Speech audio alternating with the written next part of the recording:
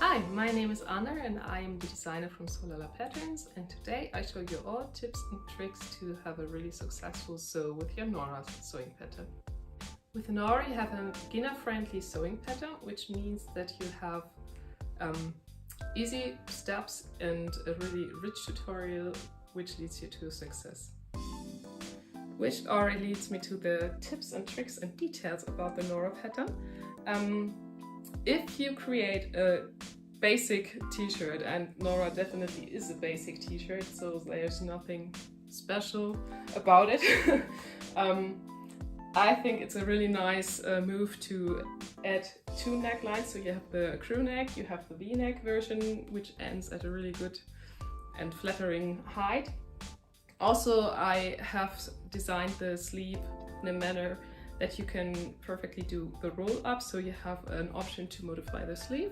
For sure, you can also lengthen or shorten the sleeve. This is all up to you. And I also created a width for the bodice that you can knot it in front, that you can tuck it nicely, but it also looks good if you have it untucked or unknotted. And also the shape is really nicely also for doing a crop top version. I would like to mention a little bit about the sizing. So the Nora is designed for I would say common jersey knit with a stretch for at least 30%. But you can also use it for sewing with a bamboo knit or viscose knit. But this will definitely make a difference when you do the roll-up sleeve. So I would like to add in a short note, if you have a really flowy knit that you would like to sew with, and you also want to do the roll-up sleeve, I would recommend to do a little small stripe of interfacing in the first roll-up, and that will help you to keep it in place. The Nora pattern is drafted for a height of 5'8" or 172 centimeters, which is my height, but I have also had petite test sewers who didn't shorten much, and they have been totally satisfied with the pattern. So it's pretty versatile also for body shape and body height.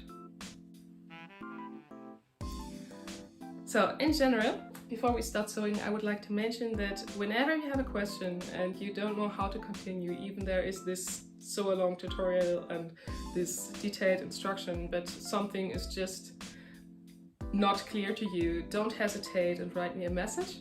I try to answer them as quick as possible, and there is no stupid question. Yeah, so now there is just left.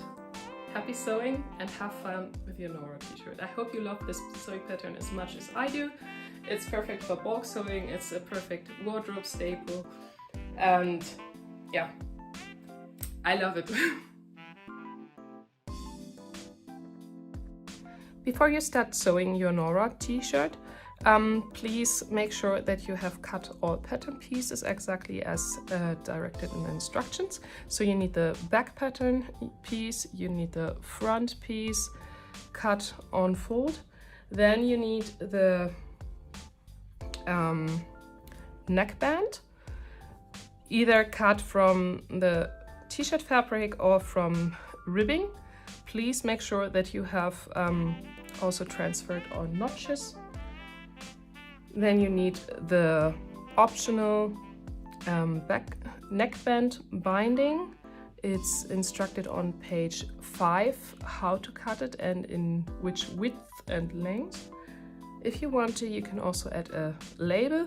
It's optional, fully optional, but I show how to do it if you want to. And you need the sleeve cut, and please also check here that you have transferred all notches. First step is that you take your back piece and your front piece. If you like to, you can also already add a small notch at the center back and the center front. You will need that later on when you sew your neckband into the neckline. And you put the pieces on top of each other with the right side on the inside.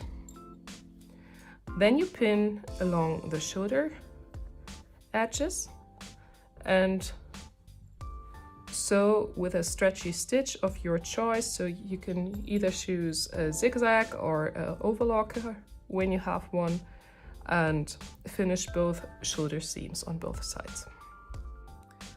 After finishing the seam, please press it to the back of your t-shirt so you have a really nice seam line.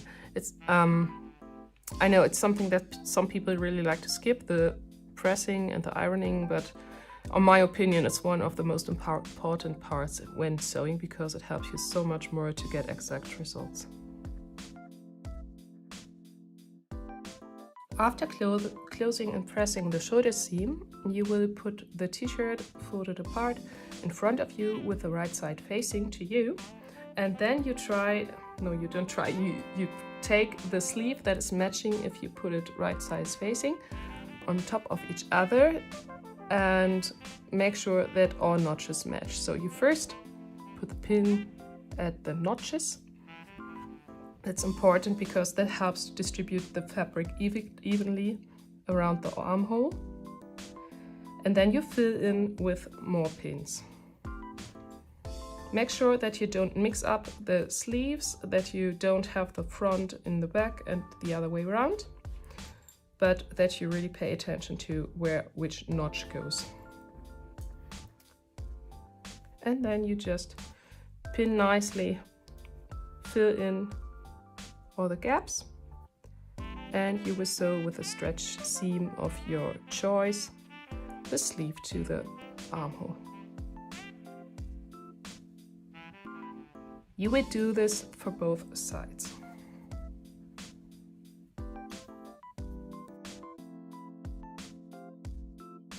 After finishing your sleeve seams and pressing them towards the bodice, you will match exactly the underarm seam and put a pin here. This is important because you want this to meet exactly when you sew the side seam and that it looks nicely. Afterwards, you can fill in all the pins and pin the whole side seam and sew with a stretch stitch of your choice.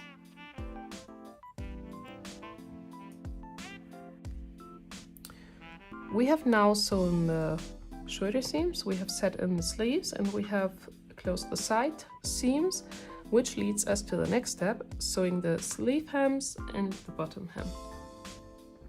To sew the hems, you have to fold the fabric 2 centimeters, or it's 3/4 inch to the inside, and press,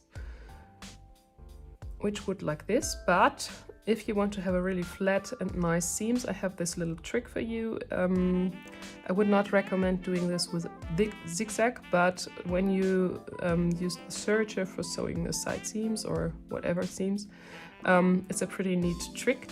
You just measure the side seam at the hem to the amount of where you want to fold it to the inside, and then you clip it in at this height. It's important that you only clip it in really shortly, close to the inner seam. Make sure that you don't clip into the inner seam, and then you can fold it over, vice versa, and then you can fold the hem and you have a really nice flat seam.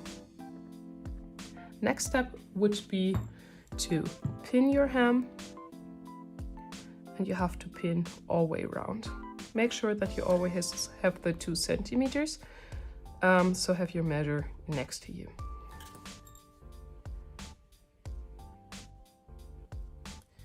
So if you're sewing with a zigzag, it doesn't matter from which side you place the needles, the pins, but if you plan to use the cover lock or if you plan to use a twin needle, it's recommended to place the needles from the on the right side of your fabric.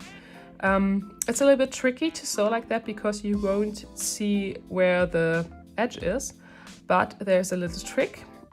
If you measure the 2 centimeters or the 3/4 inch distance, and folded it over, you have this edge here that should form a new line. And if you always place the first stitch of your pin exactly where the edge is, and then you fixate it, you will have the first where the pin enters the fabric. This will form a new line that you can use as a guideline to sew. It's important that you do it also that the fabric does not start to roll. You know that knit fabrics have the tendency to roll. I would also recommend to set the pins probably a little bit closer than you usually do for pinning.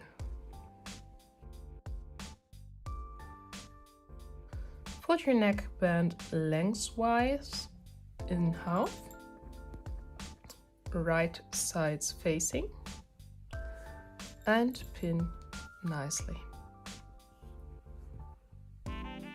Afterwards, you sew the short ends together, and I will show you how to proceed afterwards.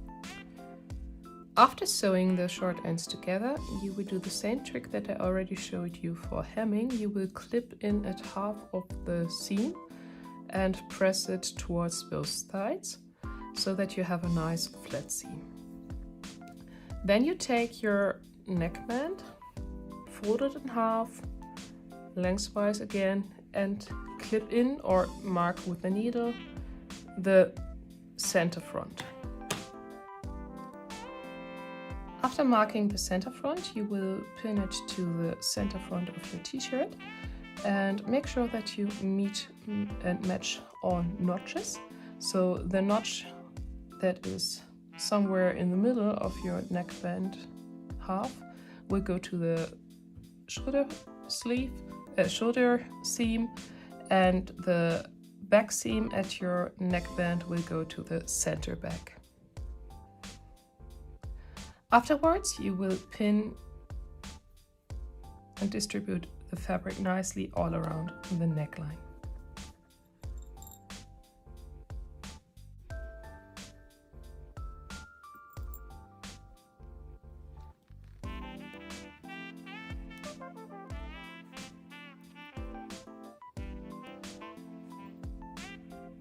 If you like to add the neckband binding, sorry for my English, you need to add it now. You will start in the back and just add it on top of the neckband, which is already there. You fold in a 1/4 inch or 0.7 centimeters, and you just pin it on top. Fix both ends. Make sure that you don't overlay it with the shoulder seam. This will create some bulkiness that you don't want. So you just place it right next, not overlaying on the other side. And then you distribute it evenly around the back of your neck. For sure, you pin it right sides facing. Sorry, I didn't mention this. So now we will start sewing. Just a short note where to start your seam. If you have the neckband binding, so you want to hide the seam, then you will start at the center back. If you don't have the neckband binding and you just add the neckband, you will start at one of the shoulder seams, so you can tuck in the thread afterwards nicely. You can pull it into the seam and you won't have some ugly seam visible at the back.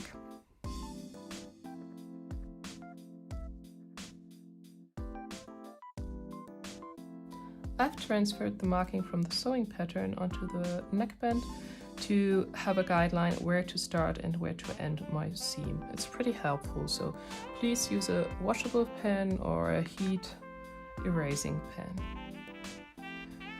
Pin your short ends together so that the shape is totally matching for both layers, and it's important that you start your seam exactly where the upper marking starts, that you catch the corner well, and that you end at the second marking at the bottom and that you leave the seam allowance unsewn. You will use a straight stitch at standard length and width. Now cut a straight line towards the corner. Make sure that you don't hurt the thread and cut back your seam allowance to 1/2 centimeter or 1/4 inch. Fold the seam allowance apart and make sure that you have it all folded in half nicely lengthwise and give it a good press.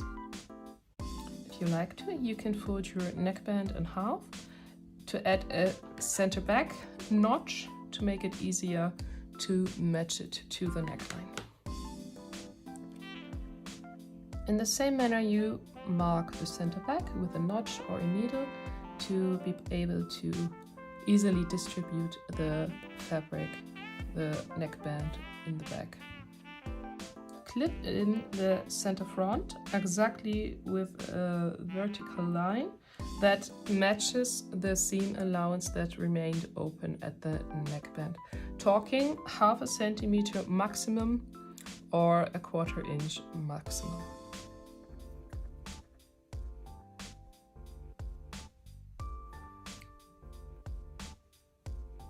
After creating the notch, you will match the neckband to your neckline front, placed upside down, right sides facing. Make sure that you really have a nice vertical line forming here. And you want to make sure that the pin catches all layers of fabric as close as possible to the tip. Afterwards, you move your neckband along the neckline and pin. You do it on the other side as well. And you will notice that the notch that you formed at the center front will open. This is totally okay and this is wanted. After preparing the tip of your neckband and your neckline like this, you will sew 2 centimeters, talking 3/4 inch on every side of your center front. I always find it the easiest if when I sew from the wrong side of the t-shirt, because I can make sure that I don't sew in any folds and that I catch all layers, especially here at the notch at the center front of my bodice. You will use a straight stitch and yeah, just make sure that you catch all layers and that you don't sew in any folds.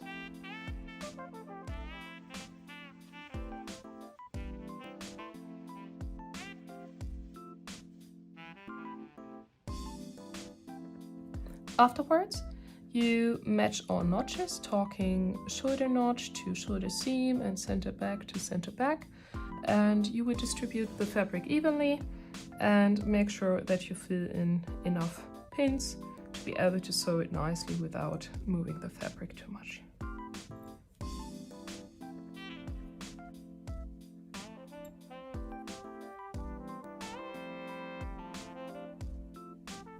If you plan to add the neckband binding, this is now your time to add it. You just pin it next to the seam allowance of your shoulder seams on the other side of your garment with 1/2 centimeter or 1/4 inch folded over, right sides facing to the neckband. And then you just evenly distribute it. I will have a close-up of how I did it, so that you can make sure that you do it nicely too. It's not a big deal. You just add it now that you don't have to do triple whatever seams and do it with the sewing of the neckband to the neckline. Yeah. This is what you do in the next step. You will just start at the tip of your V-neck, sew all the way round and end here when you finish your seam. As a last step, you pull in the thread into your seam. And how to finish off the neckband binding, I will show you in the next step.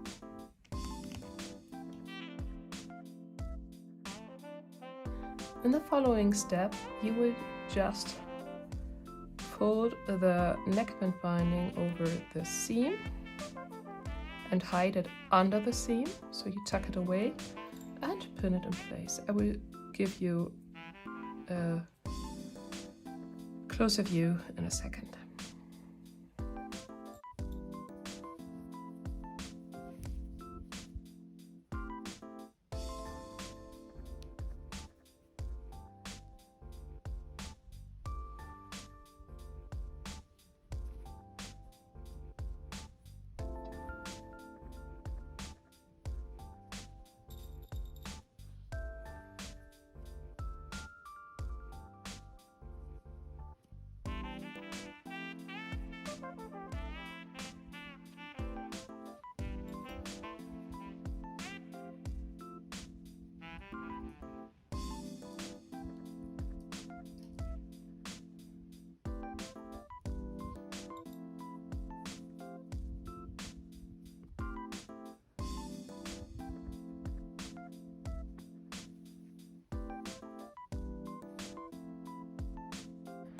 If you like to add a label at the back of your t-shirt, you will add it at the center back. You have the seam here, which is really helpful. So you will sew it into the neckband binding when you sew it to the t-shirt in a second, in one step. You need to adjust the width of your seam allowance at your label to the width of the neckband binding when it's already folded. And then you will just place it under the neckband binding in between the t-shirt and the neckband binding and sew it in when you sew the neckband binding to the t-shirt in one step. For sewing the neckband binding to the neckband, you will want to switch to an edge stitch foot that will help you to have the same distance for your seam. Also, if you haven't done this so far, please make sure that you have a stretch needle for stretch knits on your machine. Please also make sure that your meshing setting is fitting the seam that you want to sew, which means that you lower the foot pressure almost to zero, as low as possible, and you have to move the needle to the side where you want to put your fabric. You will start at one corner of your neckband binding. It doesn't matter which one. I personally love to start at the right corner, and that way you will sew back and forth, and you will sew down to the corner, pivot there, and you will sew all the way over to the other corner and will end your seam there.